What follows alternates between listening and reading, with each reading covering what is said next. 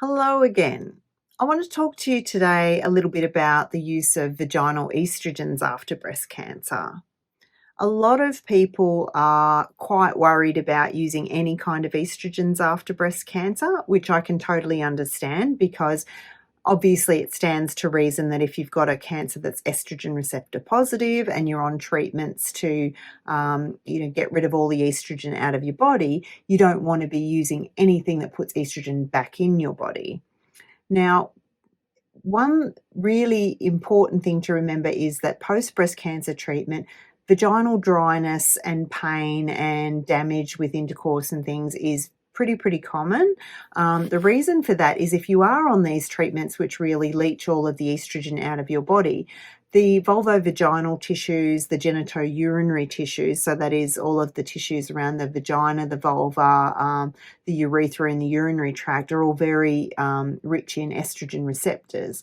So when your estrogen is really low, those very quickly become very thin, fragile, dry, and very susceptible to damage. Now, an interesting thing is that they've done lots and lots of studies around the use of vaginal estrogens, either as creams or pessaries, tablets. And they found that, even by adding the estrogen vaginally, it's really well absorbed in the local area, particularly if you only use it in the bottom 1/3 of the vagina, but not so much of it gets through your bloodstream, through your systemic circulation. So that's a really important point. It's tiny micro amounts, if anything, over a long period of time, which isn't, well, currently it hasn't been shown in any evidence to increase rates of breast cancer recurrence.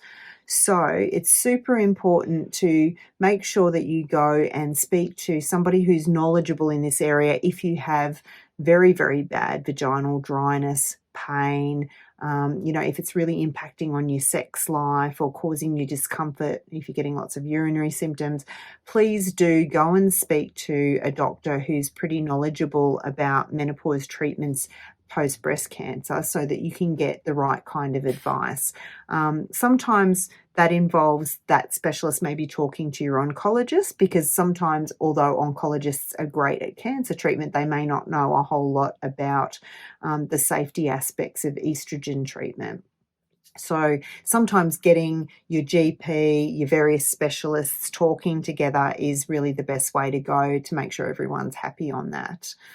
But it's really important to know that vaginal estrogen treatment is not necessarily contraindicated after breast cancer, and that it can make an enormous life-changing difference to your quality of life.